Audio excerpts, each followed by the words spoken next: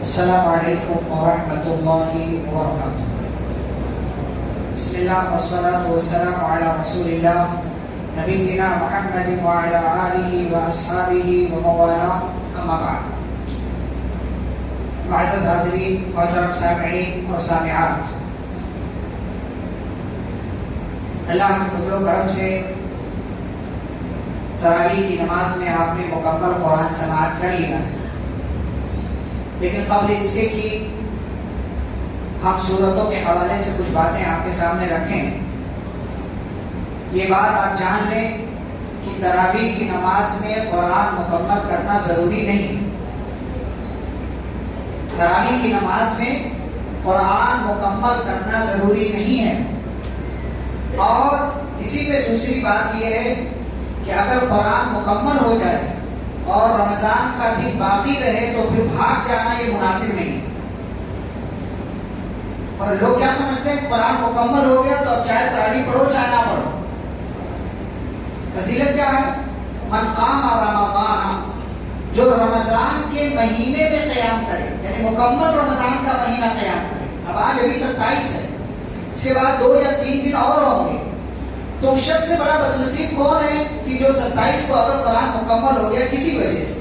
قرآن مکمل کرنا ضروری نہیں ہے، اور اگر مکمل کرتا ہے بندہ تو 27 کو مکمل کرنا ضروری نہیں ہے، لیکن یہ ہے کہ حافظ صاحب آپ یہاں دور سے آتے ہیں یا کسی بھی علاقے میں دور سے دوسری جگہ سے جاتے ہیں تو ان کو اپنے گھر بھی جانا ہوتا ہے اور مسائل ہوتے ہیں، تو اس لیے مکمل کر دیا جاتا ہے۔ تو اگر کوئی بندہ یہ سمجھے کہ قرآن مکمل ہو گیا، چلو پھر کل سے بھاگ لو، مارکیٹ میں رہو، اب پڑھنا نہیں ہے، اب مناسب اب نہیں جانا، چلے گا تو، لیکن اس عقیدے کے ساتھ نہیں چلے گا، اس خیال کے ساتھ کہ قرآن مکمل ہو گیا ہے اب تراویح کے لیے نہ جاؤ تو چلے گا، اس خیال سے نہیں چلے گا۔ آپ ویسے ہی تراویح کی نماز کسی دن نہ پڑھیں تو چلے گا، لیکن یہ عقیدہ بنا لینا کہ قرآن مکمل ہو گیا اب نہیں جائیں گے یا عشاء پڑھ کے بھاگ لیں گے، تو یہ بات مناسب نہیں ہے۔ سمجھ میں آئی بات؟ جی اچھا، اسی میں ایک بات، آج 27ویں رات ہے تو اس کو ہمارے بھی بعض لوگ بڑی رات بولتے ہیں، کوئی خصوصی فضیلت ہے اس کی؟ نہیں بھائی، کوئی خصوصی فضیلت اس کی نہیں ہے۔ اللہ رب العالمین نے لیلۃ القدر کو ہم سے مخفی رکھا ہے اور اس میں ہمارا فائدہ ہے۔ اگر کوئی اسی ایک رات کو اللہ تعالیٰ بتا دیتا، ظاہر کر دیتا کہ ہاں یہ فلاں رات جو ہے وہ لیلۃ القدر ہے، تو باقی 4 راتوں میں ہم جاگتے بھی سوتے، تو ابھی باقی 4 راتوں میں ہم عبادت کر رہے ہیں، تو اس طریقے سے گویا کہ 5 راتیں جب ہم جاگ لیتے ہیں تو اس 7 رات جو لیلۃ القدر جس کو کہا جاتا ہے اس کا بھی مکمل ثواب 1000 مہینے کے برابر انشاءاللہ ہم کو اس کا ثواب بھی ملے گا، اور بقیہ 4 راتوں میں جاگ کر کے عبادت کرنے کا بھی ثواب ہم کو ملے گا۔ لیکن 27ویں کو خاص کر لینا یا اسی طریقے سے کسی اور رات کو خاص کر لینا یہ مناسب بات نہیں ہے۔ بعض روایتیں ایسی ملتی ہیں کہ 27 رات تک لیلۃ القدر ہے، بعض روایتیں یہ بھی ملتی ہیں کہ 23 ہے، بعض یہ بھی ملتی ہے کہ 25 ہے، لیکن نبی صلی اللہ علیہ وسلم کا ایک عمومی فرمان کیا ہے؟ تحروا لیلۃ القدر فی الوتر من العشر الاواخر فی رمضان، کہ رمضان کے آخری عشرے کی 10 راتوں میں لیلۃ القدر کو تلاش کرو۔ اگر لیلۃ القدر صرف 27 ہوتی یا اسی طریقے سے فکس بتایا گیا ہوتا تو پھر ٹھیک ہے، ہم نہیں جاگتے بقیہ رات کو، لیکن جب نبی نے کہا آخری عشرے کی 10 راتوں میں تلاش کرو تو 5 میں جاگو، 5 میں تلاش کرو، 4 کا آپ کو ثواب ملے گا، اور باقی 4 بونس کے طور پر اللہ تعالیٰ آپ کو دے رہا ہے کہ آپ کو 4 راتوں میں بھی جاگنے کا اور عبادت کرنے کا ثواب ملے گا۔ تو اسی لیے اگر آج آپ نے قیام اللیل کیا ہے، تراویح میں شامل رہے ہیں، تو کل بھی شامل رہیے گا، پرسوں بھی شامل رہیے گا، جب تک رمضان ہے تب تک شامل رہیے گا، چاہے یہاں پڑھے یا کسی اور مسجد میں پڑھے، جہاں آپ کی مرضی۔ وہ یہ نہیں کہتا کہ آپ یہیں آئیے، لیکن شامل رہیں، اس سے آپ کا فائدہ ہے، اس سے آپ کا فائدہ۔ ورنہ شیطان تو محنت کرتا ہے کہ بھاگ لے بھائی، اب نماز قرآن مکمل ہو گیا، بھاگ لے، چل جا مارکیٹ میں تو شاپنگ کریے، کر وہ کر، تو یہ عقیدہ مت بنائیں اور نہ یہ تصور رکھیں۔ اچھا، یہاں تراویح میں تو قرآن مکمل ہو گیا، لیکن اس تفسیر کا جو درس چل رہا ہے اس میں ابھی ہمارے کتنے پارے باقی؟ 2 پارے باقی۔ تو بعض بزرگوں نے میرا ارادہ یہ تھا کہ آج دونوں میں مکمل کروں گا، لیکن ہمارے بعض بزرگوں نے کہا ایک آج کیجیے ایک کل کیجیے، تو آج ہم ایک ہی کریں گے انشاءاللہ۔ باقی کا 30واں پارہ جو رہے گا وہ انشاءاللہ کل کی مجلس میں ہم بیان کریں گے، اور کل جو تراویح ہوگی مختلف جگہوں سے انشاءاللہ قرآن میں جو ہے مختلف صورتوں کے حوالے سے تراویح ہوگی اور باقی تفسیر جو ہوگی وہ 30ویں پارے کی تفسیر ہوگی. تو اب پارہ نمبر 29 پر ہم پہنچے ہوئے ہیں. پارہ نمبر 29 آج آپ کے سامنے رکھیں گے. سب سے پہلی کون سی سورہ ہے؟ سورۃ الملک. ملک مطلب سورہ تو سب کو پتا ہے معنی کیا ہے؟ بادشاہت. تبارک الذی بیدہ الملک. بابرکت ہے وہ ذات جس کے ہاتھ میں کیا ہے؟ بادشاہ. جس کے ہاتھ میں پاور ہے. اور یہاں بات لوگ کرتے ہیں جس کے قبضہ قدرت میں. ترجمہ کیا کرتے ہیں؟ ید کا ترجمہ ہاتھ سے نہیں کرتے ہیں, قبضہ قدرت کرتے ہیں. غلط ہے. اللہ کے ہاتھ کا ثبوت ہے. اللہ تعالیٰ کے ہاتھ ہیں لیکن کیسے ہیں اللہ والا وہ ہمیں نہیں پتا, لیکن ہاتھ اللہ کے ہے. اسی لیے ترجمہ کیا کرنا چاہیے؟ بابرکت ہے وہ ذات جس کے ہاتھ میں بادشاہت. سمجھ رہے؟ تو ملک کا مطلب بادشاہ. اچھا ملک لکھا کیسے جائے گا؟ میم لام کاف. ٹھیک ہے, اعراب لگائیں گے تو سمجھ میں آئے گا کہ یہ ملک ہے. لیکن اگر اعراب نہ لگائے تو اس کو کئی طریقے سے آپ پڑھ سکتے ہیں. کیا پڑھ سکتے ہیں اس کو؟ ملک, ملک, ملک, ملک, مالک. سمجھ رہے؟ ملک, ملک, ملک اور ملک اور مالک, یہ 5 آپ پڑھ سکتے ہیں. یہ عربی زبان کی خصوصیت ہے کہ کئی ایک الفاظ لکھے ایک ہی طرح سے جاتے ہیں لیکن زیر زبر کی وجہ سے معنی زمین آسمان ہو جاتا ہے. ملک مطلب بادشاہ, ملک مطلب بادشاہ, ملک مطلب بادشاہت, ملک مطلب فرشتہ, ملک مطلب ملکیت یعنی آپ کی ملکیت, اور مالک مطلب مالک, حاکم, مالک یوم الدین. یہ 5 جو ہے ایک ہی طرح سے سب لکھا جائے گا لیکن 5 الگ الگ طریقے سے اس کو پڑھیں گے تو معنی کہاں سے کہاں چلا جاتا ہے؟ ملک مطلب بادشاہت, ملک مطلب ملکیت, ملک مطلب فرشتہ, ملک مطلب بادشاہ اور مالک مطلب مالک ہوتا ہے. تو الفاظ جو ہے عربی کے نا اس کو زیر زبر پیش پورے حرکات کا خیال رکھتے ہوئے ہمیں پڑھنا چاہیے. اللہ تعالیٰ نے یہاں اپنی بادشاہت کا ذکر کیا اور اس کے بعد اللہ تعالیٰ کہتے ہیں کہ جس نے موت اور حیات کو پیدا کیا. پہلے زندگی ہے کہ موت ہے؟ پہلے زندگی ہے پھر موت. اللہ نے موت کا تذکرہ یہاں پہلے کیا ہے. کیوں موت کا تذکرہ کیا؟ کیوں؟ اس لیے کہ انسان پہلے کہاں تھا؟ موت جیسی کیفیت میں تھا, یعنی تھا ہی نہیں. اور موت کا مطلب گویا کہ اب انسان ہے ہی نہیں. تو ایک تو وہ کہ انسان موت کی کیفیت میں تھا. دوسرے یہ کہ پہلے اگر آپ کو جیسا کہ اس سے پہلے بھی بات آئی غم اور خوشی دونوں ایک ساتھ لینا ہو تو کیا آپ لیں گے پہلے؟ غم یا خوشی؟ پھر بعد میں غم میں ہو جائیں گے بھائی. پہلے غم لیں گے آپ تاکہ غم والی کیفیت سے گزر جائے پھر خوشی والا مرحلہ ہے. ٹھیک ہے. تو اللہ تعالیٰ نے موت کیا ہے؟ غم کا باعث ہے, اور زندگی کیا ہے؟ خوشی کا باعث ہے. لیکن ایک مسلمان کے لیے موت کیا ہے؟ موت سے وہ نہیں ڈرتا بلکہ موت کو سبب جانتا ہے اللہ سے ملاقات کا. اسی لیے مر جانے سے کبھی نہیں گھبراتا. وہ من احب لقاء اللہ احب اللہ لقاءہ ومن کرہ لقاء اللہ کرہ اللہ لقاءہ. جو اللہ سے ملنا چاہے گا اللہ بھی اس سے ملنا چاہے گا, لیکن جو اللہ سے نہیں ملنا چاہے گا اللہ بھی کہے گا چلو جاؤ دور رہو, جہنم میں ڈھکیلو ان لوگوں کو, یہ ہمارے اوپر ایمان نہیں رکھتے تھے. تو اللہ بھی ایسے لوگوں سے نہیں ملنا چاہے گا. اس کے بعد اللہ تعالیٰ نے اپنی تخلیقات جس نے 7 آسمان کو پے در پے پیدا کیا ہے, ایک کے اوپر ایک, ایک کے اوپر ایک, اتنا بھاری بھرکم آسمان ہے, کوئی کمی نہیں, کوئی اعتراف نہیں, کوئی کجی نہیں. پھر ستاروں کا مقصد بیان کیا. ستاروں کے کتنے مقاصد ہیں؟ 3. نمبر 1 اس آسمان کی خوبصورتی کے لیے, نمبر 2 شیطان کو مارنے کے لیے, اور نمبر 3 راستہ بتانے اور دکھانے کے لیے. 3 مقصد اللہ نے بیان کیا. پھر کافروں کا ذکر کیا. اچھا کافروں کا ذکر کیا اللہ نے, تو یہاں فرمایا جب کافروں کو لایا جائے گا ہم نے ان کے لیے جہنم تیار کر رکھا ہے. تو جب انہیں جہنم میں ڈالا جائے گا اذا القوا فیہا سمعوا لها شہیقا, تو جہنم میں بہت زور کی آواز سنیں گے لوگ. ایسا لگ رہا ہے کہ چیخ کر کے ابھی پھٹ جائے گی جہنم. تکاد تمیز من الغیظ, مارے غصے کے کھول رہی ہوگی جہنم. جہنم مارے غصے کے کھول رہی. کھاڑی ابلتے ہوئے دیکھا جب ابلتا ہے دودھ یا جو بھی آپ نے رکھا ہوا چائے تو اس سے کیا ہے کچھ پانی کا حصہ چائے کا دودھ کا حصہ باہر آ جاتا ہے. باہر اسی انسان جو بہت زیادہ غصے میں ہونا تو اس کے منہ سے لعاب وغیرہ باہر آ جاتے ہیں. تو ایسی جہنم بالکل بھڑک رہی ہوگی اور ایسا لگے گا کہ غصے کے بارے میں پھٹ جائے گی. کلما القی فیہا فوج, اور ایسی ہی حالت میں جہنمیوں کو لایا جائے گا تو جہنم کا داروغہ پوچھے گا الم یاتکم نذیر, ادھر آ رہے ہو, کوئی ڈرانے والا نہیں آیا, کوئی سمجھانے بتانے والا نہیں آیا. قالوا بلا, کہ ہاں آیا تو تھا, پھر فکذبنا, ہم نے جھٹلا دیا, ہم نے اس کی بات ہے. چلو جاؤ تم اپنی بات کرو, جاؤ ہم اپنی بات اپنی زندگی میں رہیں گے, اپنی زندگی میں مست رہیں, کسی کی بات نہیں سنیں گے, ہمارے فلانے نے جو کہہ دیا وہی بات ہے.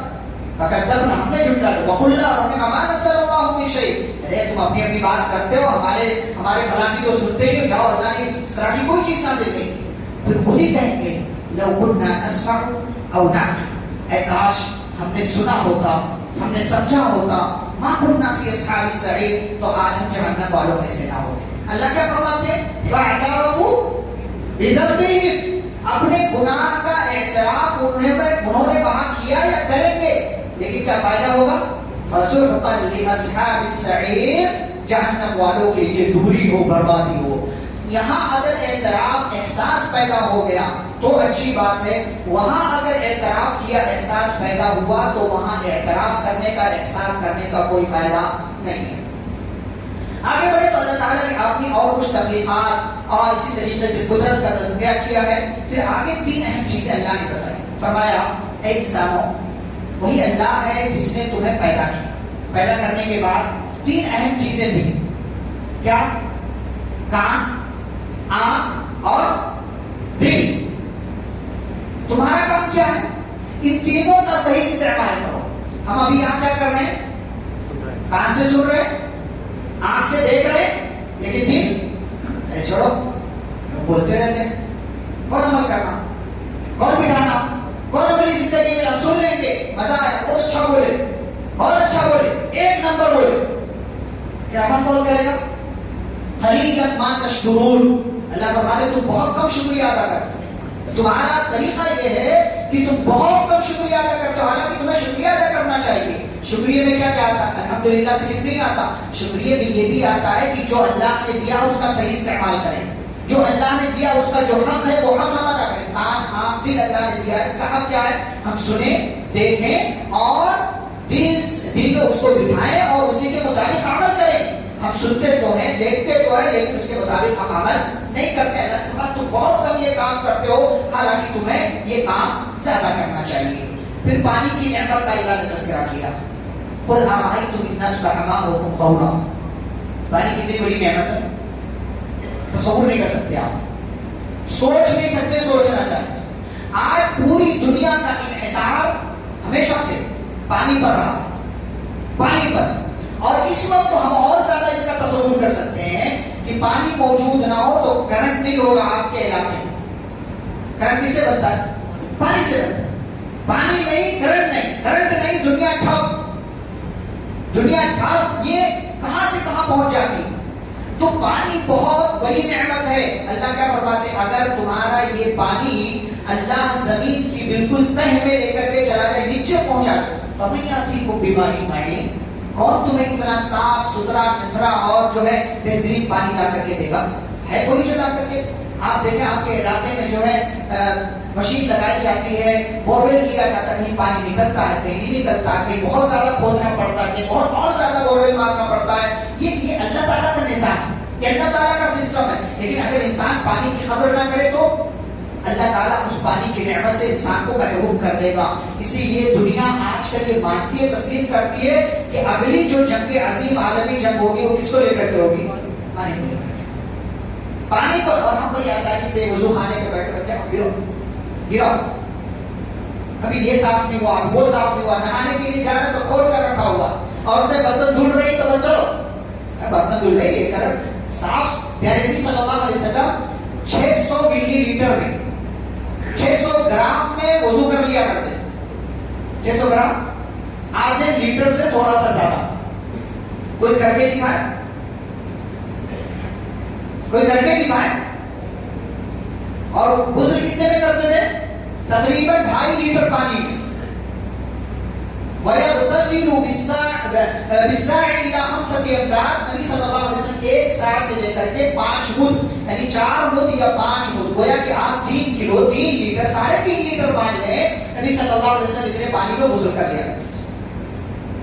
اس کا مطلب یہ نہیں کہ اس سے زیادہ استعمال کرنا حرام ہے، لیکن آپ گراتے ہی جائیں۔ جس ہاتھ کو دھلنے کے لیے 1 گلاس پانی لگ سکتا ہے، اس کو آپ 5 گلاس آپ نل کھول کر کے بیٹھے ہوئے گرائے جا رہے ہیں، یہاں دھو رہے ہیں کہ وہاں دھو۔ سنت کیا ہے؟ اعضائے وضو کو مسح کے علاوہ سب کو 3 مرتبہ دھونا ہے۔ ہمارے یہاں لوگ کتنی مرتبہ دھوتے ہیں، کتنی مرتبہ بیٹھ کے دھوئے جا رہے ہیں۔ ایک تو سنت کی مخالفت کر رہے ہیں، دوسرے کیا کر رہے ہیں؟ پانی کو برباد کر رہے ہیں، پانی کو برباد کر۔ بعض لوگ گھر دھلتے ہیں، گھر کا باہری حصہ دھلتے ہیں تو پانی مارے جاتے ہیں، پانی آ رہا ہے ہمارے پاس، تمہارا کیا جاتا ہے؟ ارے بھائی پانی بہت بڑی نعمت ہے، قدر کریں اس کی۔ ان علاقوں والوں سے جا کر کے پوچھیں جن علاقوں میں خاص طور سے گرمی کے موسم میں پانی دستیاب نہیں ہوتا، اور آج کل تو آسانیاں ہیں، ورنہ بمبئی میں ہم نے ایسے مناظر دیکھے ہیں کہ صبح 5 بجے اٹھو، لائن لگاؤ، 8 بجے نمبر آتا، پانی جا کر کے ملے گا، وہ بھی کتنا 5 منٹ 10 منٹ لے سکتے ہو، جتنا لے لو۔ آپ نے تصور کیا کبھی؟ سوچیں اس طریقے سے۔ آج کل تو آسانیاں ہو گئی ہیں، بہت ساری چیزیں ہو گئی ہیں، مشینوں کے ذریعے آرام سے پانی نکال لیا جاتا ہے، لوگ مالدار ہو گئے، اپنا کر لیتے ہیں، لیکن اگر ناقدری کیا، ناشکری کیا تو اللہ اس نعمت سے کیا کر سکتا ہے؟ محروم کر سکتا ہے۔ اس کے بعد سورۃ القلم کا آغاز ہوتا ہے۔ سورہ قلم کا دوسرا نام کیا ہے؟ سورہ پہلا لفظ کیا ہے؟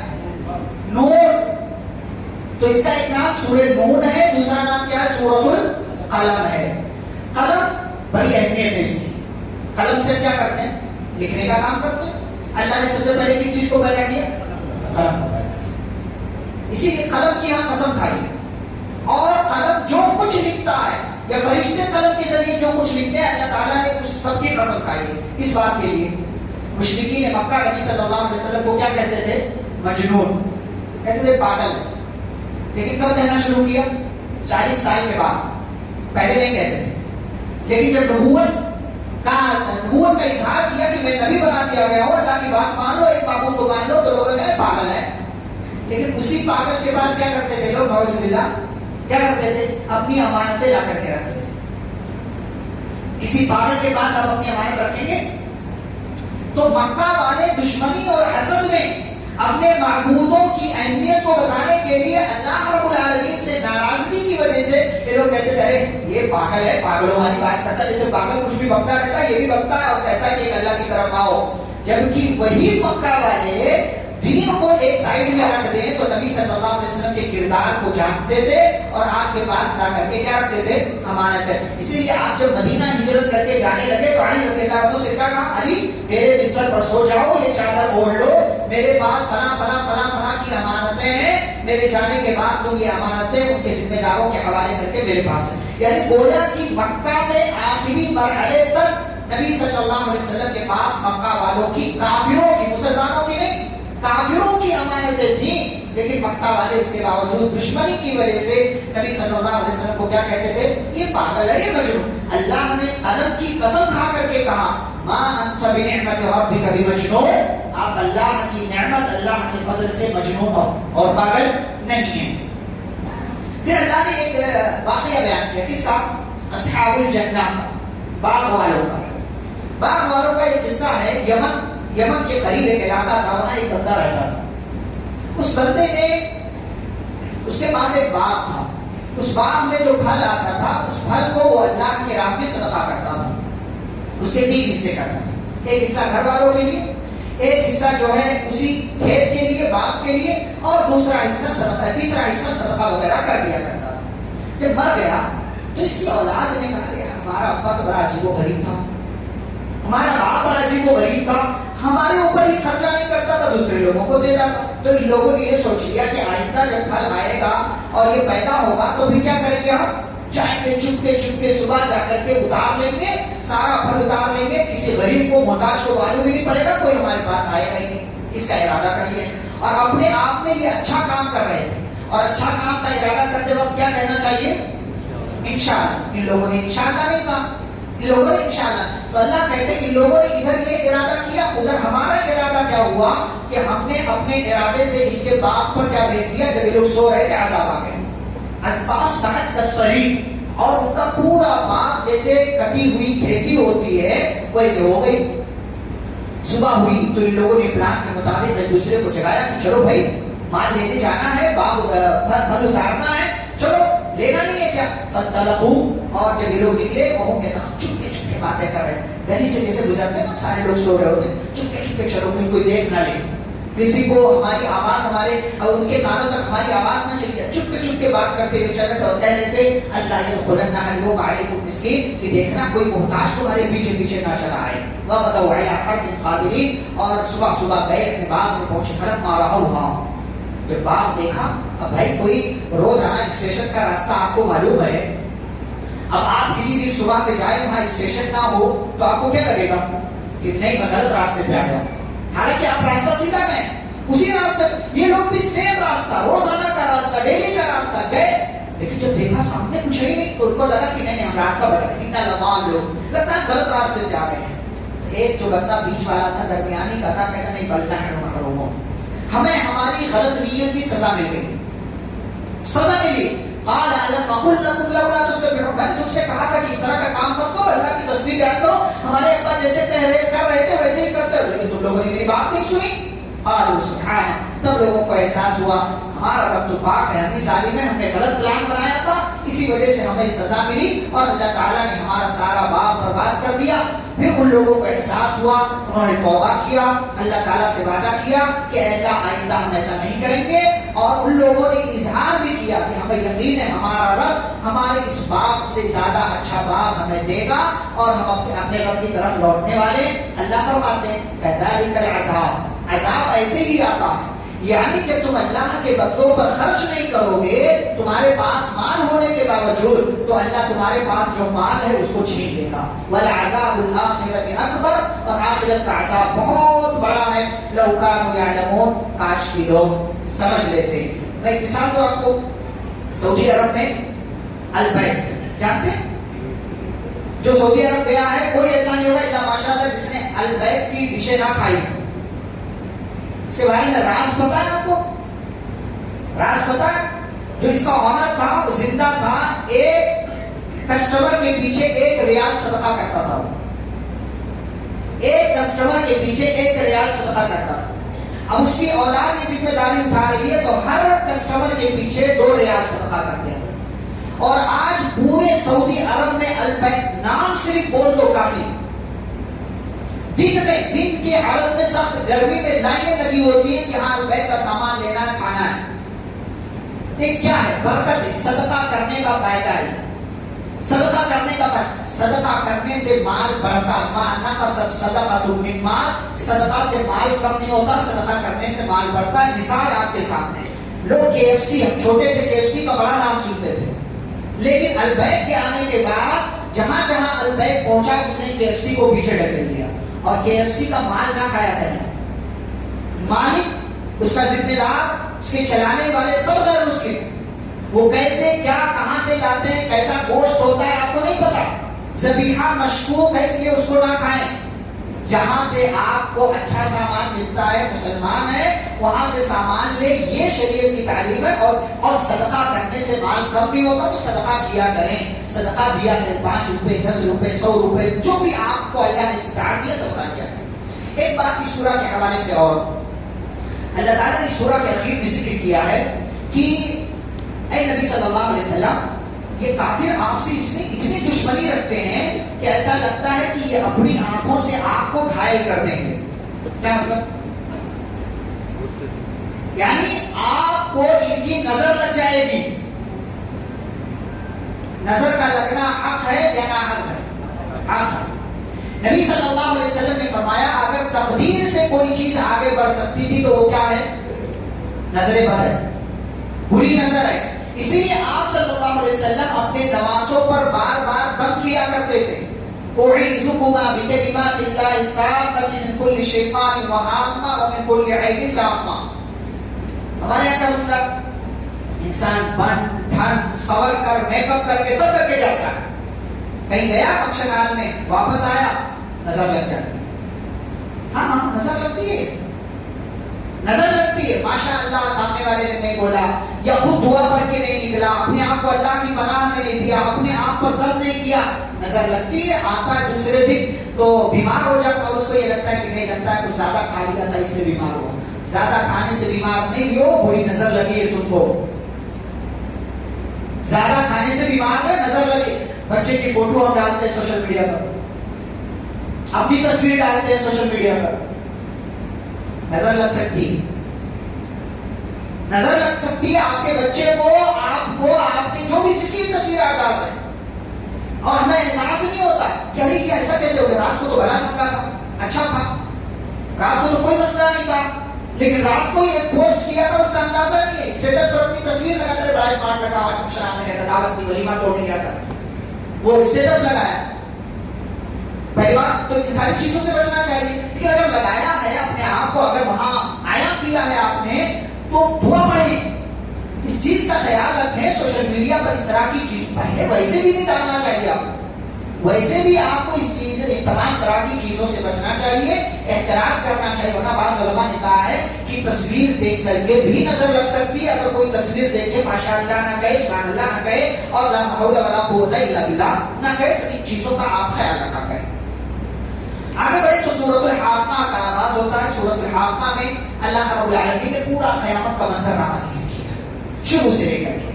الحاقہ خود قیامت کا ایک نام ہے. حاقہ مطلب ثابت ہونے والی، اور قیامت سے زیادہ ثابت ہونے والی چیز کوئی اور نہیں ہے. یعنی موت ہے، موت کے ساتھ قیامت. پھر قوموں کی ہلاکت و بربادی کا ذکر کیا ہے. پھر قیامت کے دن جب میدان محشر قائم ہوگا، سوال جواب ہوگا، اس کا تذکرہ اللہ کرتے ہیں. فرماتے ہیں جس کا نام اعمال اس کے دائیں ہاتھ میں دیا گیا، رائٹ ہینڈ میں دیا گیا، تو کیا کہے گا؟ ہاں اقرؤ کتاب. کتنا پیارا منظر اللہ ہے. ہاں اقرؤ کتاب. لو دنیا والوں سنو، اے انسانوں سنو، لو میرا نام اعمال دائیں ہاتھ میں ملا، لو میرا نام اعمال دیکھو، دیکھو میرا نام ہے. انی ظننت انی ملاق حسابیہ. آپ دیکھیں دنیا کے حساب سے دیکھیں، بچہ کامیاب ہو گیا، فرسٹ آیا، سیکنڈ آیا، تھرڈ آیا، یا امید کے مطابق رزلٹ آ گیا، کیا کرتے ہیں ہم؟ پورے خاندان میں پرچار کرتے ہیں. بلکہ آج کل تو لوگ کوئی پاس بھی ہو گیا تو اس کی تصویر لگا کر کے چوراہے پر، کہیں یہاں کہیں وہاں سرکل پر فوٹو لگا کر کے وہاں ڈالتے ہیں. خوشی ہوتی، خوشی ہے، جائز ہے خوشی کا اظہار کرنا. اور جنت اگر مل جائے تو جنت میں ہاں اقرؤ کتاب، لو میرا نام اعمال دیکھو، انی ظننت انی ملاق حسابیہ. مجھے یقین تھا کہ میرا نام اعمال مجھے دائیں ہاتھ میں. آپ کا عمل کیا ایسا ہے کہ آپ کو یقین ہے کہ آپ جنت میں جانے والے ہیں؟ اپنا سوچو، کیا ایسے اعمال ہیں کہ اگر آج بھی مر گئے تو جنت میں چلے جاؤ گے؟ اپنا دیکھو. یہ جنتی کیا کہے گا جس کا نام ہے اعمال دائیں؟ کہے گا مجھے یقین تھا کہ میں اپنے حساب سے، کتاب سے ملاقات کرنے والا ہوں، اور میرا نام ہے اعمال مجھے دائیں ہاتھ میں دے گا. پھر اس کی زندگی تو مزے کی ہوگی. اللہ فرماتے ہیں بڑی پیاری زندگی میں ہوگا. اور زندگی کیسی؟ جنت بھی اس سے راضی اور یہ بھی جنت سے راضی. فَهُوَ فِي عِيشَةٍ رَاضِيَةٍ فِي جَنَّةٍ قُطُوفُهَا. اللہ فرماتے ہیں اس کے میوے، اس کے پھل، فروٹ سب لٹک رہے ہوں گے. جو خواہش کرے فوراً حاضر. کیا چاہیے؟ حاضر. کلوا واشربوا ہنیئا بما اسلفتم فی الایام. کھاؤ پیو، مزے لے کر کے کھاؤ پیو. کیوں؟ اس لیے کہ دنیا میں بہت اچھا کام کر کے آئے ہو تو آج اس کا بدلہ دیا جائے. لیکن یہ سکے کا ایک رخ ہے، یہ تصویر کا ایک پہلو ہے. تصویر کا دوسرا رخ کیا ہے؟ وَأَمَّا مَنْ أُوتِيَ كِتَابَهُ بِشِمَالِهِ. اس کا نام اعمال اس کے لیفٹ ہینڈ میں، بائیں ہاتھ میں دیا گیا. فَيَقُولُ، کہے گا یا لیتنی لم اوت کتابیہ. اس سے اچھا تو تھا کہ رزلٹ ہی آؤٹ نہ ہوا. اے کاش مجھے میرا نام اعمال نہ دیا جاتا.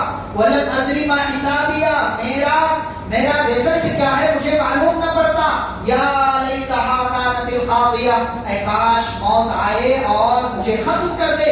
اے کاش میں موت کے سفر سے دوبارہ گزر جاؤں. ما اغنی عنی مالیہ. کتنے افسوس کی بات ہے، انسان کہے گا میرے مال نے مجھے کوئی فائدہ نہیں پہنچایا. ہلک عنی سلطانیہ، میری سلطنت، میرے عہدے، میرے منصب، میری بادشاہت، میری پوسٹ اور میرے مناصب نے مجھے ذرہ برابر بھی فائدہ نہیں پہنچایا.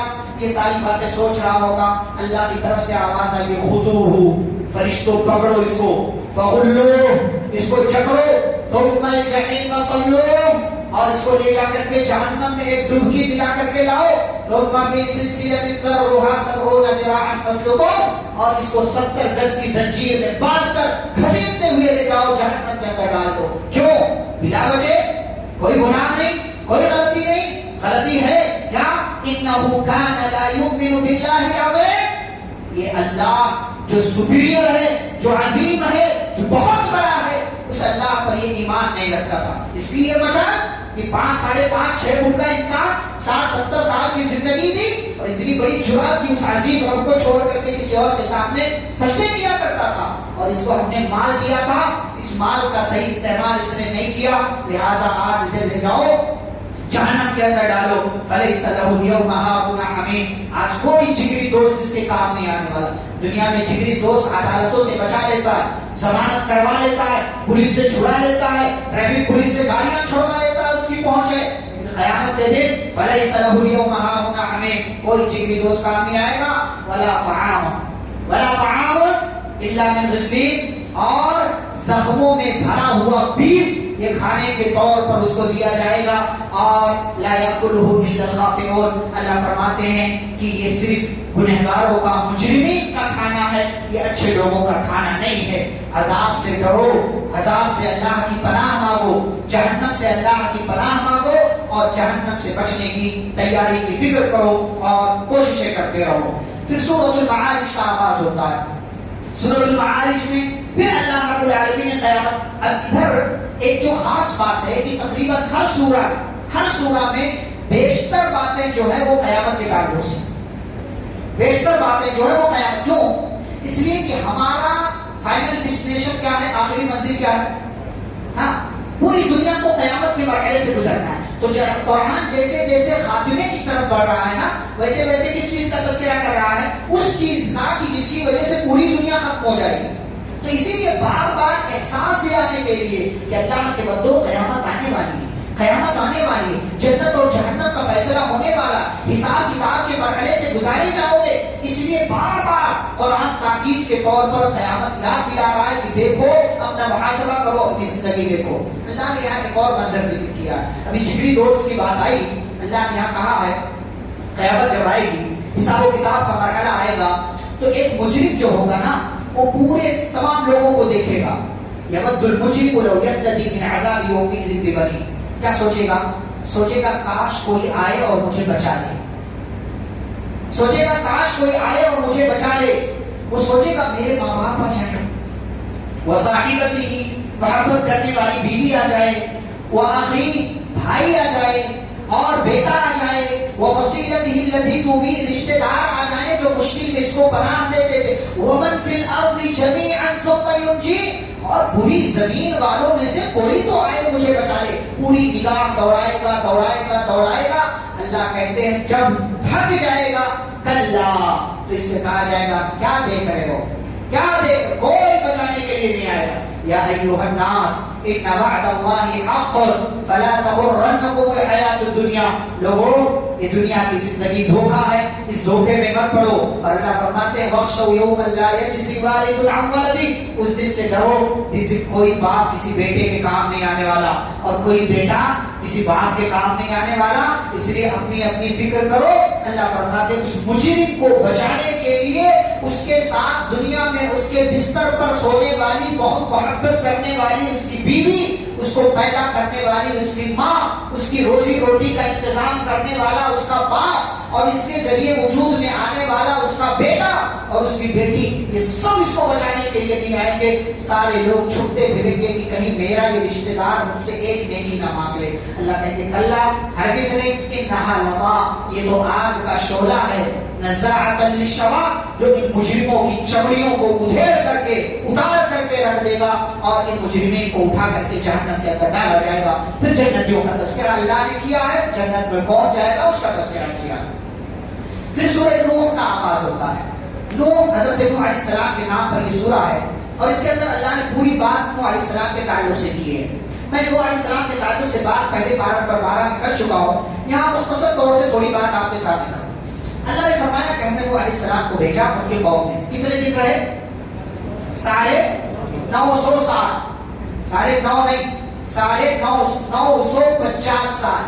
ہمارے اس زمانے میں تقریباً 15 نسلیں ختم ہو جائیں گی. تقریباً 15 نسلیں, 950 سال میں تقریباً 15 نسلیں ختم ہوں گی.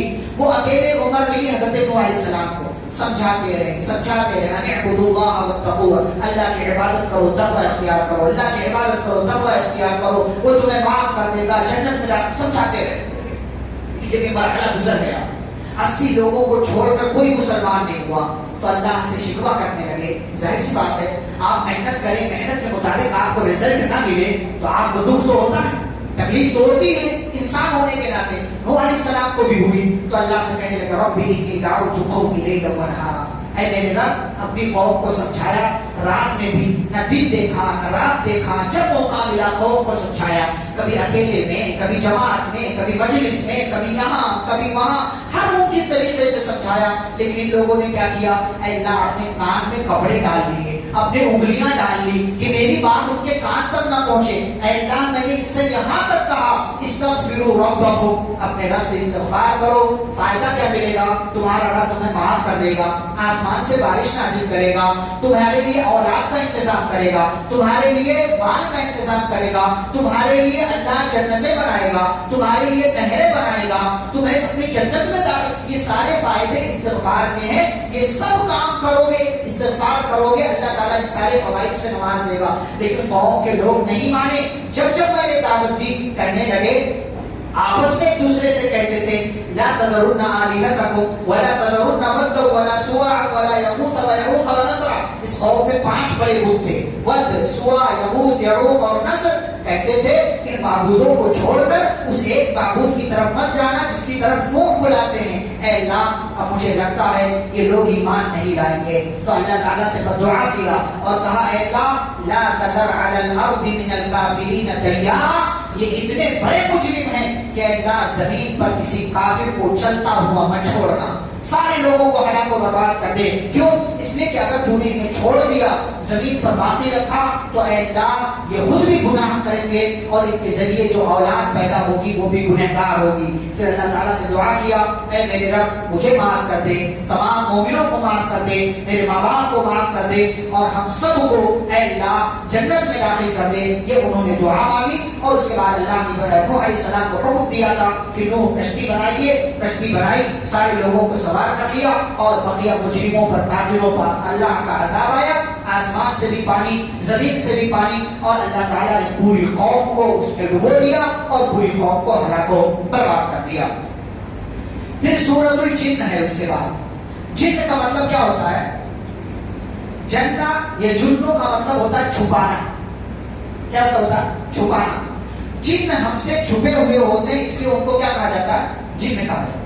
اور اللہ تعالیٰ نے ان کو غیر معمولی صلاحیت دی ہے, جو چاہے وہ روپ دھار سکتے ہیں. اللہ تعالیٰ نے ان کو یہ پاور دیا ہے اور ان کے پاس یہ صلاحیت ہے. جنوں کے حوالے سے, اچھا جن کس سے پیدا ہوئے ہیں؟ آنکھ سے.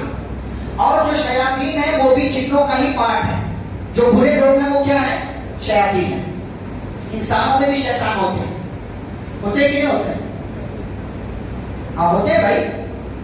کچھ انسان شیطان ہوتے ہیں. الگ بات ہے کہ وہ مٹی سے بنے ہیں, لیکن کچھ انسان کیا ہوتے ہیں؟ شیطان. اللہ نے ذکر کیا شیاطین الانس والجن, انسانوں میں بھی شیاطین ہوتے ہیں, جناتوں میں بھی شیاطین ہوتے ہیں. لیکن یہ والے جو جنات ہیں ان میں بھی اچھے اور برے لوگ ہیں. نبی صلی اللہ علیہ وسلم کو نبی بنا کر کے صرف انسانوں کی طرف نہیں بھیجا گیا, بلکہ آپ جناتوں کے بھی رسول ہیں. نبی نے فرمایا بعثت الی الثقلین, میں دونوں کی طرف بھیجا گیا ہوں, انسانوں کی طرف بھی اور جناتوں کی طرف بھی. اسی لیے جنات آپ صلی اللہ علیہ وسلم پر ایمان لائے. ایک موقع سے آپ صلی اللہ علیہ وسلم مکہ کے قریب ایک وادی ہے, وادی نخلا کہتے ہیں اس کو, کھجوروں کا باغ تھا, وہیں ایک وادی تھی. آپ صحابہ کو نماز پڑھا رہے تھے, ادھر سے جناتوں کا گزر ہوا, ان کو آواز آئی, ٹھہر گئے, قرآن سنا, غور سے سنا, لوگوں کو خاموش کیا, اور پھر ایمان لے آئے. نبی سے ملاقات ہوئی اور وعدہ کیا کہ ہم جا کر کے جو ہے اپنی قوم میں دعوت و تبلیغ کریں گے. اپنی قوم میں گئے, جا کر کے دعوت و تبلیغ کی. وہی پورا واقعہ, ان کا عقیدہ کیا تھا, یہ ساری چیزیں اللہ نے ڈالی. یہاں جناتوں کا عقیدہ اللہ کے تعلق سے کیا تھا, قرآن کو پڑھ کر کے چینج کیسے ہوا, وہ ساری باتیں ہم دیکھتے ہیں. یہ جب اپنی قوم میں گئے تو انہوں نے کہا کہ ہم نے بہت عجیب و غریب قرآن سنا ہے. کیسا قرآن؟ یہدی الی الرشد، کہ جو اچھائی کے راستے کی طرف لے جاتا ہے. تو ہم ایمان لے آئے، ہم ایمان لے. سب سے پہلے کام کیا کیا؟ قرآن سنا، ایمان لے آئے. نمبر 2 ولن نشرک بربنا احدا، پہلے اللہ کے ساتھ کسی اور کی عبادت کرتے تھے، قرآن سن کر کے توبہ کر لیا، کہا ہم اپنے رب کے ساتھ کسی کو شریک نہیں کریں گے. نمبر 3 وَأَنَّهُ تَعَالَى جَدُّ رَبِّنَا، ہمارا رب تو بڑا عظیم ہے. پہلے لوگ کیا مانتے تھے؟ لوگ کہ اللہ کی بیوی ہے، اس کے بیٹے ہیں، یہ لوگ مانتے تھے. تو ان لوگوں نے قرآن پڑھا، قرآن سنا، ایمان لے آئے، عقیدہ بدل لیا کہ اللہ کا کوئی بیٹا نہیں ہے، کوئی اولاد نہیں ہے، اللہ کی کوئی بیوی نہیں ہے. اور آگے بڑھیں وَأَنَّهُ كَانَ يَقُولُ السَّفِيهُ عَلَى اللَّهِ شَطَطًا، ہم نے کہا پاگل آدمی، بیوقوف آدمی اللہ کے تعلق سے طرح طرح کی بات کرتا تھا کہ اللہ ایسا ہے، ویسا ہے، یہ ہے، وہ ہے. تو یہ سارے غلط عقائد تھے ہمارے. ساتھ ہی ساتھ آگے ذکر کیا کہ بعض آدمی یعنی انسانوں میں سے بعض لوگ جناتوں سے پناہ طلب کرتے تھے. یہ سمجھتے ہیں کہ ان کے پاس بہت سارا پاور ہے، اور جنات بھی اسی خوش فہمی میں رہتے تھے کہ ہمارے پاس بہت کچھ ہے، جو چاہیں کر سکتے ہیں. تو نتیجہ یہ ہوا کہ افراط اور تفریط کے شکار ہو گئے. لیکن قرآن ہم نے پڑھا تو اس بات سے رجوع کر لیا. اب انسانوں کو بھی سمجھنا چاہیے کہ جنات بھی انہی کی طرح ایک مخلوق ہے، اور جنات مشکل کشا نہیں ہے، کوئی آپ کی مدد نہیں کر سکتا اگر اللہ نہ چاہے. پھر اس کے بعد ایک عقیدہ بیان کیا کہ ہمارا بھی یہی عقیدہ تھا کہ اللہ دوبارہ نہیں اٹھانے والا، یعنی مر جانے کے بعد اللہ دوبارہ نہیں اٹھائے گا، ہمارا بھی یہ عقیدہ تھا. پھر یہ کہا کہ ہم آسمان میں باتیں سننے کے لیے جاتے تھے، بات سن لیتے تھے، لیکن جب نبی صلی اللہ علیہ وسلم مبعوث ہوئے تو اللہ تعالیٰ نے آسمان میں اور زیادہ پہرے داری بڑھا دی، فرشتوں کی ڈیوٹی اور لگا دی، اور ساتھ ہی ساتھ ستاروں کو پہلے بھی ذمہ داری تھی، لیکن اب یہ مزید ذمہ داری دے دی گئی کہ اب اگر جناتوں کی ٹیم اگر آسمان میں فرشتوں کی بات سننے کے لیے جائے تو آسمان سے ایک تارا ٹوٹے گا اور اسے جنات کا پیچھا کر کے اسے ہلاک و برباد کر کے رکھ دے گا. یہی جنات سورۃ الجن میں اعتراف کرتے ہیں کہ جگہ جگہ آسمان میں ہم نے اپنی بیٹھک بنائے رکھی تھی، ہماری مجلس لگتی تھی، ہم جاتے تھے، قرآن سنتے تھے. لیکن اب معاملہ ایسا ہو گیا ہے کہ ہم قرآن جو ہے سننے جاتے ہیں، بات سننے جاتے ہیں، تو پھر کیا ہوتا ہے؟ ستارہ ٹوٹ کر کے ہمارے پیچھے لگ جاتا ہے. یہ زیادہ اہتمام بڑھ گیا نبی صلی اللہ علیہ وسلم کے مبعوث کیے جانے کے بعد. اور اس چیز کو جنات پہلے بھی محسوس کر رہے تھے، لیکن جب ملاقات ہوئی تو ان کو یقین ہو گیا کہ اسی نبی اور رسول کی وجہ سے اب آسمان میں پہرے داری بڑھا دی گئی ہے. اور اس کے بعد انہوں نے اپنا عقیدہ اور بیان کیا کہ بھائی دیکھو، ہم میں سارے لوگ برے نہیں ہیں، کچھ نیک ہیں، کچھ ظلم کرنے والے ہیں، کچھ بدمعاش ہیں، کچھ جو ہے اور طرح کے لوگ ہیں، تو ہمارے درمیان بھی ہر طرح کے لوگ ہیں. اور یہ بھی کہا کہ اے میری قوم کے لوگوں، جماعت کے لوگوں، اگر تم اللہ سے بڑا بننا چاہو گے نہیں بن سکتے، اور اگر کوئی یہ چاہے کہ ہم میں سے کوئی اللہ کو ہرا دے، اللہ ہم سے ہار جائے، تو ایسا کام کبھی بھی نہیں ہو سکتا. اور یاد رکھو، جو ایمان لے آیا تو وہ اپنا فائدہ کرے گا، اور جس نے ظلم کیا تو فرمایا فَكَانُوا لِجَهَنَّمَ حَطَبًا، تو اسے جہنم کے اندر ڈال دیا جائے گا.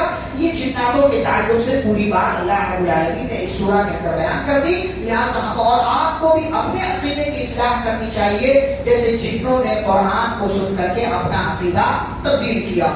پھر سورۃ المزمل کا آغاز ہوتا ہے. مزمل نہیں، ہمارے یہاں لوگ مزمل نام رکھتے ہیں، مزمل نہیں، مزمل، زا پر بھی تشدید ہے، یا ایھا المزمل. ایسے ہی اگلی سورہ ہے مدثر، مدثر نہیں، مدثر، دال پر بھی تشدید ہے، یا ایھا المدثر. مدثر کوئی نام نہیں ہوتا، مدثر اللہ تعالیٰ نے صفت بیان کی پیارے رسول صلی اللہ علیہ وسلم. تو یا ایھا المزمل، اللہ تعالیٰ نے نبی صلی اللہ علیہ وسلم کو مخاطب کیا اور اس سورہ میں عبادتوں کی طرف توجہ دلائی ہے. قیام اللیل کی عبادت، قرآن کی تلاوت کی عبادت، نماز پڑھنا، زکوٰۃ ادا کرنا، اللہ کے راستے میں صدقہ کرنا، اور اسی طریقے سے اللہ سے استغفار کرنا، یہ مختلف نیک اعمال کی طرف اللہ نے اشارہ کیا. لیکن ایک بات یہاں پر، نبی صلی اللہ علیہ وسلم بہت زیادہ تہجد کی نماز پڑھتے تھے، قیام اللیل پڑھتے تھے، لیکن رمضان یا غیر رمضان میں 11 رکعات سے زیادہ نہیں پڑھتے تھے. ٹھیک ہے، 11 رکعات سے زیادہ وتر ملا کر کے 11 رکعات سے زیادہ چاہے رمضان ہو یا غیر رمضان ہو نہیں پڑھتے تھے آپ صلی اللہ علیہ وسلم. نبی صلی اللہ علیہ وسلم کے تعلق سے بعض لوگوں نے لکھا کہ آپ کے اوپر تہجد کی نماز کیا تھی؟ فرض تھی. بعض لوگوں نے یہ بھی کہا ہے، بعض لوگوں نے کہا کہ تہجد پڑھنے کا آپ کو حکم دیا دیا گیا درجات کو بلند کرنے کے لیے، اور بعض لوگوں نے کہا کہ فرض نہیں تھی، آپ صلی اللہ علیہ وسلم اللہ کے شکر کے طور پر پڑھتے تھے کہ اللہ نے آپ کو اتنا اونچا مقام دیا ہے تو اللہ کی زیادہ سے زیادہ عبادت کر کے اس کا شکر ادا کر سکوں۔ اسی لیے روایت میں موجود ہے کہ نبی صلی اللہ علیہ وسلم جب بہت زیادہ عبادت کرتے تھے آپ کے پیروں میں سوجن آ جایا کرتا تھا، لوگ پوچھتے تھے کہ آپ اللہ کی اتنی زیادہ عبادت کیوں کرتے ہیں، آپ کے اگلے پچھلے سارے گناہ معاف ہیں؟ تو آپ کیا کہتے تھے؟ افلا اکون عبدا شکورا، کیا میں اللہ کا شکر گزار بندہ نہ بنوں؟ یعنی جس اللہ نے مجھے سب کچھ دیا ہے اس اللہ کے شکر ادا کرنے کے طور پر مجھے چاہیے کہ میں اللہ کی زیادہ سے زیادہ عبادت کروں۔ تو یہ مختلف باتیں اللہ نے اس سورہ میں رکھی ہیں۔ اس کے بعد سورۃ المدثر، سورۃ المدثر یہ وہ سورہ ہے کہ جس کی ابتدائی آیتیں نبی صلی اللہ علیہ وسلم پر نازل ہوئی کب؟ جب آپ صلی اللہ علیہ وسلم پہلی وحی کے آنے کے بعد سخت پریشانی میں مبتلا۔ پہلی وحی آئی سورۃ العلق کی 5 آیتیں، سورۃ العلق کی 5 آیتیں نازل، تو آپ پریشان ہو کر کے گھر میں آئے، کہا مجھے چادر اڑا دو، مجھے چادر اڑا دو۔ تو اسی موقع سے کیا کہا تھا؟ زملونی زملونی، مجھے چادر اڑا دو۔ آپ صلی اللہ علیہ وسلم کو چادر اڑایا گیا، اما خدیجہ رضی اللہ عنہا نے پوچھا کیا مسئلہ ہے، پھر تسلی دی کہ اللہ کبھی بھی آپ کو ضائع نہیں کرے گا۔ تو پھر ایک لمبی مدت تک، کئی دنوں تک وحی نہیں آئی، دوبارہ جبریل نہیں آئے۔ آپ صلی اللہ علیہ وسلم سوچتے رہتے تھے کہ کیا مسئلہ تھا، پہلے وہاں میں رہتا تھا، وہاں فرشتہ آ گیا یا جو بھی تھا وہ آ گیا، اب اتنے دن گزر گئے کوئی نہیں آ رہا۔ تو آپ صلی اللہ علیہ وسلم کے اوپر سے تکلیف ختم ہوئی اور آپ دوبارہ سے انتظار کرنے لگے، اسی مقصد کے تحت اتنے دنوں تک وحی بند رہی تاکہ تکلیف ختم ہو جائے، جو گھبراہٹ تھی وہ گھبراہٹ چلی جائے اور دوبارہ سے وحی کا شوق اور انتظار آپ صلی اللہ علیہ وسلم کو ہو۔ تو آپ صلی اللہ علیہ وسلم انتظار کرتے تھے۔ کہتے ایک دن میں چلا جا رہا تھا راستے سے کہ اچانک مجھے اپنے اوپر سے آواز سنائی دی اور میں نے دیکھا تو جبریل علیہ السلام تھے، آسمان و زمین کے درمیان ایک کرسی پر وہ بیٹھے ہوئے تھے۔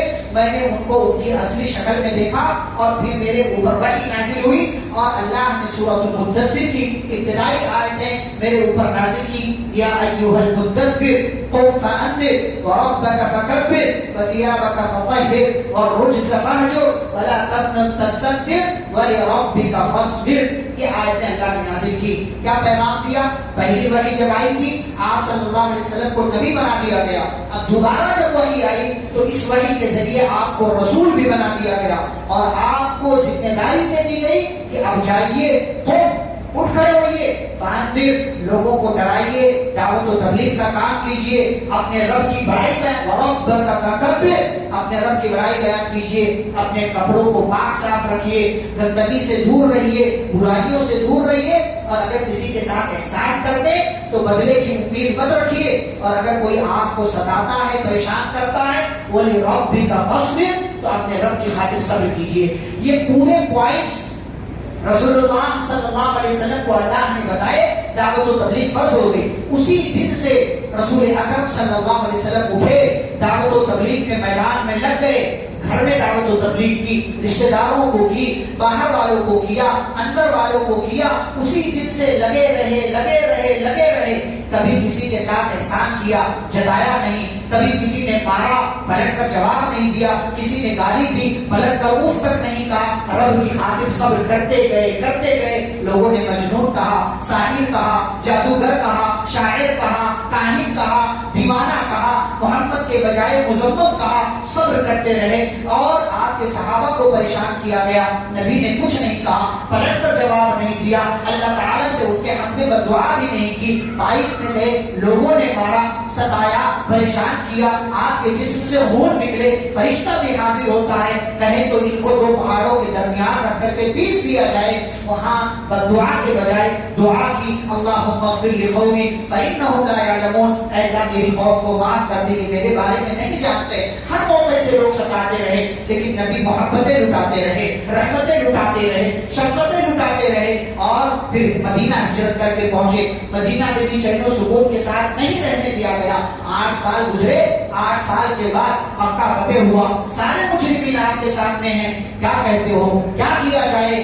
آپ کریم ہیں، آپ شریف ہیں، شریف باپ کے بیٹے ہیں، ہمیں آپ سے رحمت کی توقع ہے۔ وہی سارے لوگ جنہوں نے ستایا، پریشان کیا، نبی نے ایک جملہ بھی ان سے نہیں کہا، بدلہ تک نہیں لیا۔ لا تثریب علیکم اليوم اذهبوا فانتم الطلقاء، جاؤ تم سب کے سب آزاد ہو، تم سے کوئی بدلہ نہیں لیا جاتا ہے۔ وہی نبی مرض الموت میں مبتلا ہوئے، وفات کا وقت قریب آیا، اپنے آپ کو پیش کرتے ہیں، میرے صحابہ کسی کو کچھ کہا ہو مجھ سے بدلہ لے لے، کسی کے ساتھ خیانت کی ہو آئے میں بدلہ دینے کے لیے تیار ہوں، کسی کو مارا ہو میں محمد دنیا میں حاضر ہو کر کے میں بدلہ دینے کے لیے تیار ہوں، آئے میں حاضر ہوں، مجھ سے بدلہ لے لے۔ نبی کریم صلی اللہ علیہ وسلم کی وہ ذات تھی، آپ کا یہ وہ آپ صلی اللہ علیہ وسلم کی شخصیت تھی، اللہ نے حکم دے دیا، آپ عمل کرنے کے لیے تیار ہو گئے، اور انہی ساری کوششوں کا نتیجہ ہے کہ دنیا نے، کائنات نے اتنے عظیم سطح پر اتنا کامیاب انسان کوئی اور نہیں دیکھا کہ صرف 22 سال میں آپ کے اوپر ایمان لانے والوں کی تعداد 1 لاکھ سے زائد ہو گئی۔ صلوات اللہ وسلامہ علیہ، اللہم صلی وسلم علی نبینا محمد صلی اللہ علیہ وسلم وبارک علیہ۔ اس کے بعد اللہ تعالیٰ نے جنت مجرمین کا تذکرہ کیا ہے، جنت کا تذکرہ کیا، جہنم کا تذکرہ کیا۔ اچھا، جنت اور جہنم کا ایک منظرنامہ اللہ نے بیان کیا، وہ منظرنامہ وہ سین کیا ہے؟ جنتی جنت میں، جہنمی جہنم میں، آپس میں سب بات چیت کر رہے ہوں گے کہ اچانک کچھ جنتیوں کو یہ خیال آئے گا کہ جہنم والوں سے پوچھتے ہیں، اپنے جان پہچان کے لوگوں سے پوچھتے ہیں کہ بھائی تو جہنم میں کیوں آئے؟ یہ کنورسیشن، یہ گفتگو، یہ مکالمہ اللہ نے قرآن میں ذکر کیا ہے، ہمیں سمجھانے کے لیے، ہمیں بتانے کے لیے۔ کیا ذکر کیا اللہ نے؟ جنتی جہنمیوں سے پوچھیں گے ما سلککم فی سقر، بتاؤ جہنم میں کیسے آئے، جہنم میں کیسے داخل ہو گئے؟ تو جہنمی کیا جواب دیں گے؟ 4 جواب دیں گے۔ پہلا جواب لم نکن من المصلین، یہ نہیں کہیں گے کہ ہم نماز نہیں پڑھتے تھے، بلکہ کہیں گے ہم نمازیوں میں سے نہیں تھے، یعنی ایسا نہیں تھا کہ کوئی ہمیں نمازی کر سکے، ہم نماز کو اپنی مرضی کے مطابق پڑھتے تھے، چھوڑ پکڑ والی نماز ہماری، ہمارا تعلق نماز سے گویا کہ تھا ہی نہیں، کبھی کبھار پڑھ لیا۔ سب سے پہلا جواب اپنا اپنا دیکھو، رمضان میں ہو، رمضان کے بعد غائب رہو گے کہ رہو گے، اپنا اپنا دیکھو۔ لم نکن من المصلین، ہم نماز نہیں پڑھتے۔ نمبر 2، نماز پڑھنا، نماز کس کے لیے پڑھتے ہیں؟ اللہ کے لیے، گویا کہ اللہ کا حق ہم ادا نہیں کرتے تھے۔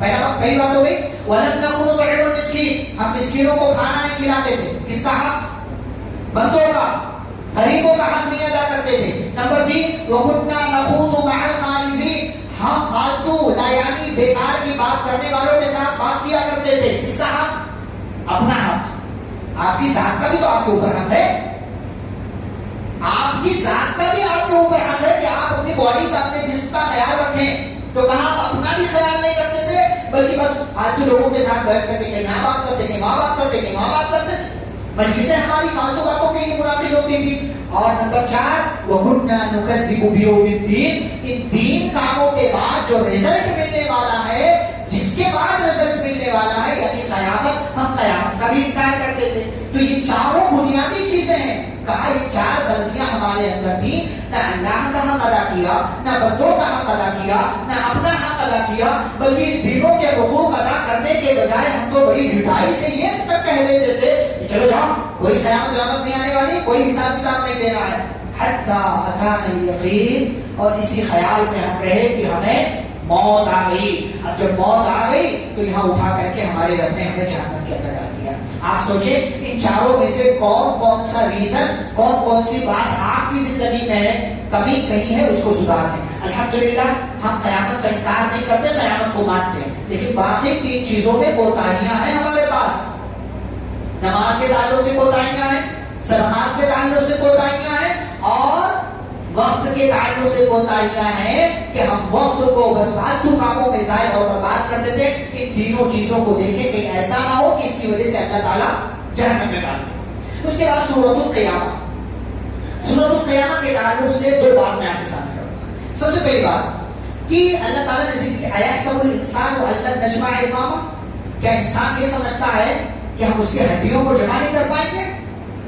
یعنی انسان یہ سمجھتا ہے کہ مر جائیں گے، ہڈیاں گل سڑ جائیں گے، کون اٹھاتا ہوگا؟ اللہ نے کہا بلا قادرینا، ہم تو اس بات پر بھی قادر ہیں علی ان نسوی بنانا کہ ہم اس کی انگلیوں کے ایک ایک پور کو جمع کر دیں. انگلیوں میں کتنے پور ہوتے ہیں؟ کتنے حصے؟ 3 حصے ہوتے ہیں. کہا اگر ایک ایک حصہ الگ بھی ہو جائے تو ایک ایک حصے کو ہم جمع کرنے پر قادر ہیں. اور دنیا نے قرآن پڑھا اور قرآن کو پڑھ کر کے فنگر پرنٹ کا سسٹم ایجاد کیا. کیوں؟ اس لیے کہ قرآن کیا کہتا ہے کہ انگلیوں سے جمع کرنے کی. تو بھائی انگلیوں میں ایسا کیا ہے کہ اللہ تعالیٰ انگلیوں کی وجہ سے جمع کر لے گا انسان کو؟ تو کہا پوری دنیا میں 750 کروڑ لوگ موجود ہیں، کسی ایک بندے کا فنگر پرنٹ دوسرے سے میچ نہیں ہوتا. تو کہا پکڑنے کے لیے سسٹم و قانون بنانے کے لیے سب سے اچھا سسٹم یہ ہے کہ فنگر پرنٹ کا سسٹم ایجاد کر دو. قرآن پڑھ کر کے یہ دنیا نے حاصل کیا، سائنس نے حاصل کیا. یہ اللہ نے بہت بڑی بات ہے. علی ان نسوی بنانا، ہم انگلیوں کے پور سے انسان کو جمع کرنے پر قادر ہیں. یہ اللہ کا پاور ہے. اور اللہ کہتے ہیں کیا یہ کیا بات؟ یہ تو بڑی معمولی بات ہے. انسان تو بس ایک جو ہے 5.5-6 فٹ کا ایک بندہ ہے، 7 فٹ کا ایک بندہ ہے، چلتا پھرتا ہے، 100 کلو کا، 70 کلو کا، 150 کلو کا. اس سے بڑی بڑی چیزیں ہیں آسمان میں. دیکھو یہ سورج، یہ چاند، یہ ستارے، یہ کہکشائیں اور یہ دوسری چیزیں. دیکھو جب قیامت آئے گی نا سب کو ختم کر دیں گے. یہ سب کو فَإِذَا بَرِقَ الْبَصَرُ وَخَسَفَ الْقَمَرُ وَجُمِعَ الشَّمْسُ وَالْقَمَرُ. اللہ فرماتے ہیں چاند کی روشنی غائب، سورج کو لپیٹ لیا جائے گا، سورج اور چاند کو جمع کر دیا جائے گا. يَقُولُ الْإِنسَانُ يَوْمَئِذٍ أَيْنَ الْمَفَرُ. انسان دیکھے گا اس کی حالت خراب ہو جائے، کہے گا ارے بھاگنے کی جگہ کہاں ہے، کہاں جانا ہے، بتاؤ کہاں جانا. کَلَّا لَا وَزْرَ. کہا جائے گا نہیں کوئی جگہ نہیں، کہیں نہیں جا سکتے، ٹھکانہ صرف ایک ہے. إِلَىٰ رَبِّكَ يَوْمَئِذٍ الْمُسْتَقَرُّ. تمہیں تمہارے رب کی طرف جانا ہے اور وہاں تمہارا رب تمہیں تمہارے عمل کا پورا بدلہ دے گا. اس کے بعد سورۃ الانسان ایک سورہ ہے جسے سورۃ الدہر بھی کہتے ہیں. اس کا دونوں نام ہے اور پہلی ہی آیت میں اس کا دونوں نام آیا. هل أتى على الإنسان حين من الدهر. کیا انسانوں پر ایک ایسا زمانہ نہیں آیا جب وہ کچھ بھی نہیں تھا؟ یعنی ہم پہلے کیا تھے؟ کچھ بھی نہیں تھے. پھر اللہ تعالیٰ نے کیا کر دیا؟ کچھ کر دیا. اور اسی لیے آج بندہ کہتا ہے I'm something، میں کچھ ہوں میں، اور اسی لیے ذوق میں اور تکبر میں، گھمنڈ میں مبتلا ہوتا ہے. اللہ نے فرمایا چاہے گھمنڈ کرو، تکبر کرو، جو کرنا ہے کرو. اِنَّا هَدَيْنَاهُ السَّبِيلَ. ہم نے تمہیں راستہ دکھا دیا ہے، اِمَّا شَاكِرًا وَإِمَّا كَفُورًا. اب چاہے اچھے بنو یا برے بنو، یہ تمہاری مرضی. اس سورہ کے حوالے سے صرف ایک بات میں کروں گا. وہ بات کیا ہے؟ پہلے بھی کر چکا ہوں اشارے. یہاں ذکر کیا اللہ نے کہ اللہ کے نیک بندے وہ ہیں کہ جو مال کی محبت کے باوجود، مال سے محبت کرتے ہیں لیکن مال کی محبت کے باوجود اللہ کو راضی کرنے کے لیے یتیموں، مسکینوں، قیدیوں، دیگر ضرورت مندوں پر اپنا مال خرچ کرتے ہیں. مال خرچ کرنے کی بات ہوئی، سورہ میں کئی جگہ بات آ گئی. اور ساتھ ہی ساتھ کیا کہتے ہیں؟ انما نطعمکم لوجہ اللہ. ہم تمہیں کیوں کھلا رہے ہیں؟ اللہ کو خوش کرنے کے لیے. لا نريد منكم جزاء ولا شکورا. ہمیں تم سے کوئی بدلہ نہیں چاہیے اور کوئی تھینک یو، کوئی شکریہ، کوئی تھینکس وغیرہ کا لفظ نہیں چاہیے. یہاں روک کر ایک بات پہلے بھی ذکر کیا، آج بہت سارے لوگ الحمدللہ تو آج اور ذکر کرتے ہیں. ہمارے یہاں لوگ کسی کی مدد کرتے ہیں تو کیا کہتے ہیں؟ دعا کرنا. کسی کی مدد کرتے تو کیا کہتے ہیں؟ دعا کرنا. صدقہ دیتے کہتے دعا کرنا. کچھ نہیں چاہیے تم سے، پیسہ مت لوٹانا، کچھ نہیں، بس دعا کرنا. یہ صدقہ نہیں، یہ سودا ہے. اور سودا کر لیا آپ نے تو پھر بدلے کی امید مت رکھیں. وہ بندہ جس کو آپ صدقہ دے رہے ہیں، جس کی مدد کر رہے ہیں، وہ اپنی طرف سے کہہ دے الگ بات ہے، وہ اپنی طرف سے دعا کر لے الگ مسئلہ ہے. لیکن آپ باقاعدہ اس کو کہیں کہ بھائی کچھ نہیں چاہیے، بس دعا کرنا میرے لیے، میں نے فلاں جگہ پیسہ لگا، میرا کام ہو جائے، میری چیز آسان ہو جائے، میرے ابا حج کو جا رہے ہیں، حج کا ان کا سفر ٹھیک ہو جائے، بس دعا کرنا. دعا تو آپ ویسے بھی کہہ سکتے ہیں. یہ مدد کر کے گویا کہ احسان جتلا رہے ہیں کہ میں نے تیری مدد کی، اب تیرا کام ہے کہ تو میرے لیے دعا کر. یہ غلط بات. کسی کو بھی آپ دعا کے لیے نہیں کہہ سکتے. علامہ ابن تیمیہ رحمہ اللہ نے صاحب سے بات کہی ہے کہ کسی نے اگر دعا کے لیے کہہ دیا، گویا کہ اس نے بدلہ مانگ لیا، پھر اس کو صدقہ کرنے کا کوئی ثواب نہیں ہے. اس کو صدقہ کر. اب یہ الگ. اچھا اس میں ایک چیز ہمیں کرنا کیا ہے؟ ہم کسی کی مدد کریں، کیا کہیں اس سے؟ دیکھو بھائی میں یہ مال اللہ نے مجھے جو طاقت دی تھی، میں تمہاری مدد کر رہا ہوں، جاؤ اللہ تعالیٰ اس میں برکت دے. آپ دعا دیں اس کو، وہ آپ کو دعا دے الگ بات ہے، لیکن آپ اس سے کہیں گے نہیں۔ یہاں اللہ نے کیا صفت بیان کی کہ مومن جو ہوتا ہے صدقہ کرتا ہے، کسی کی مدد کرتا ہے، تو یہ کہتا ہے کہ ہم تمہیں اللہ کے لیے کھلا رہے ہیں، ہمیں تم سے کوئی بدلہ کوئی شکریہ نہیں چاہیے، آپ جاؤ اس مال کا استعمال کرو۔ تو ہماری یہ ذمہ داری ہے کہ صدقہ دیں تو بدلے کی امید نہ رکھیں۔ بعض لوگ ناراض ہو رہے، اس نے تو تھینک یو بھی نہیں بولا، اور بعض لوگ کیا سمجھتے ہیں اس کی میں نے مدد کر دیا تو آئندہ سے میرے سامنے جھک کر کے رہے۔ یہی طریقہ رویہ ہوتا ہے لوگوں کا، کسی رشتے دار کی مدد کر دیا اور بعد میں اس سے کوئی غلطی ہو رہی ہے، تیری تو میں نے مدد کی تھی، آج آیا میرے پاس بولنے کے لیے۔ یہ سب کام کر کے، کسی سے دعا کے لیے کہہ کر کے، احسان جتلا کر کے، ریاکاری کر کے سب آپ اپنا صدقہ برباد کر لیتے ہیں۔ تو اس چیز کا خیال رکھیں۔ اس بارے کی آخری سورہ سورۃ المرسلات، مرسلات یعنی جس کو بھیجا گیا، یعنی بھیجے جانے والیاں، ہواؤں کا تذکرہ کیا اللہ نے شروع میں، اور اللہ تعالی کئی ایک طرح سے قسم کھا کر کے کیا فرما رہا ہے، انما توعدون لواقع، 7-8 چیزوں کی اللہ نے قسم کھائی اور فرمایا جس کا تم سے وعدہ کیا گیا ہے وہ آ کر کے رہے گی۔ کس چیز کا وعدہ کیا؟ قیامت۔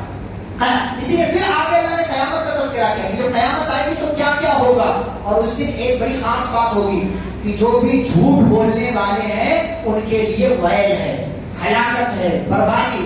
آج ہم نے جھوٹ کو بہت معمولی سا گناہ سمجھ لیا، کوئی بھی بات ہو، خاص طور سے یہ فون جب سے آئے، ڈبہ جب سے آیا تو ہم اور زیادہ جھوٹ بولنے میں ایکسپرٹ ہو گئے۔ کہاں ہو؟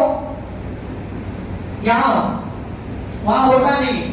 کتنی دیر میں آ رہے ہو؟ کتنی دیر میں آ رہے ہو؟ اتنی دیر میں آئے گا نہیں، خالی جان چھڑانے کے لیے بولتا۔ یہ جھوٹ ہے، یہ جھوٹ ہے۔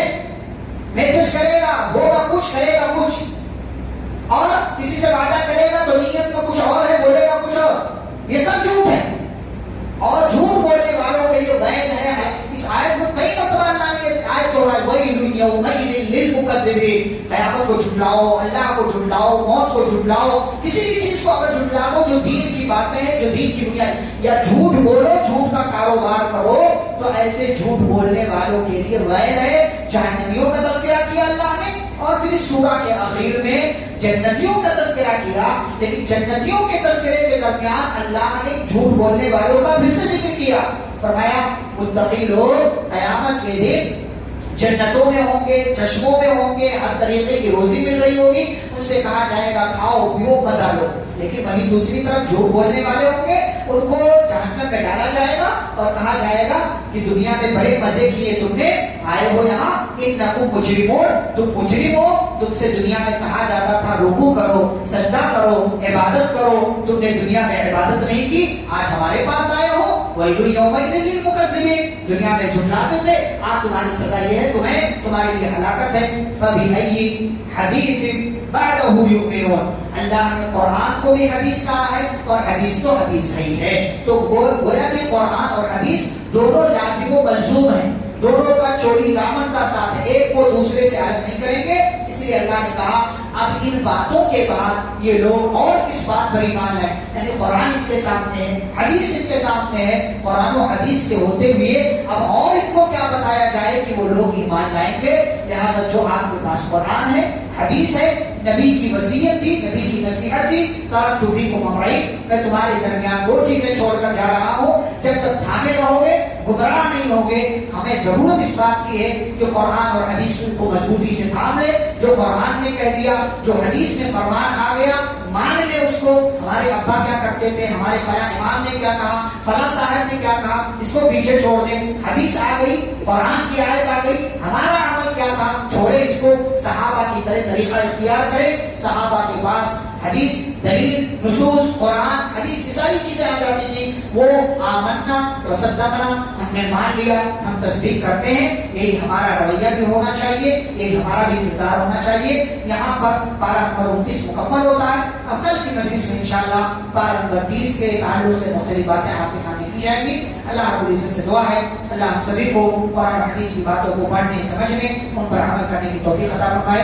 آمین۔ صلی اللہ علیہ نبی الکریم۔ سبحانک اللہم و بحمدک، اشہد ان لا الہ الا انت، استغفرک و اتوب الیک۔ السلام علیکم ورحمۃ اللہ وبرکاتہ۔